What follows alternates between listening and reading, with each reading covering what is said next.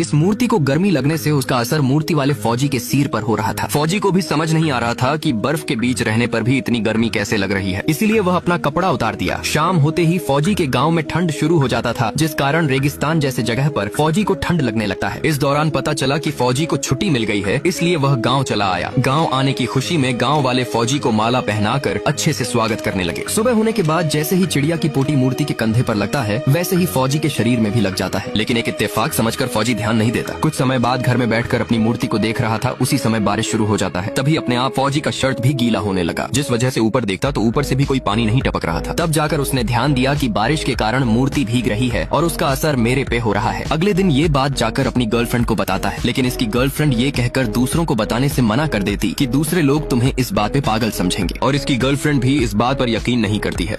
इस फौजी को अब ये पता चल गया कि मूर्ति के साथ जो कुछ भी होगा वो अब मेरे साथ भी होगा। ये सोचकर फौजी अपने मूर्ति को पहरा देने लगता है, क्योंकि फौजी की जान अब मूर्ति में बस चुका था। कुछ समय बाद गांव में एक आदमी बोरिंग खुदाई के लिए पानी चेक करने आता है। इस दौरान आदमी ने फौजी को बताया कि इस मूर्ति के नीचे केवल पानी है और इसके अलावा पानी कहीं नहीं है, जिस कारण मूर्ति को तोड़कर हटाना पड़ेगा। आदमी की बात सुनकर फौजी डर जाता, इसलिए आदमी को रिश्वत देकर इस बात को गुप्त रखने बोल देता है। उसी समय अपने चाचा को भी झूठ बोल देता कि इस गाँव में पानी कहीं नहीं है कि जहाँ बोरिंग खुदाई हो सके। फौजी अब दिन रात ये सोचने लगा कि किसी भी तरह मूर्ति की रक्षा करना ही पड़ेगा, इसलिए मूर्ति के सामने अब कोई भी आता तो फौजी उसे भगा देता था, जिस वजह से गांव वाले अब फौजी को पागल समझने लगे थे। फिर एक दिन झटाते हुए गांव के पुजारी ने बताया कि इस फौजी के मूर्ति को यहाँ से हटाना पड़ेगा, नहीं तो महादेव क्रोधित होकर पूरे गांव को सर्वनाश कर देंगे। इसलिए सभी लोग आपस में फैसला करके फौजी के पास चले जाते और झूठ बोलकर फौजी को मूर्ति से दूर ले जाते, ताकि उतने समय तक गाँव वाले मूर्ति को तोड़कर हटा सके। लेकिन कुछ ही समय में फौजी समझ जाता और बाइक लेकर मूर्ति के पास वापस जाने लगता है।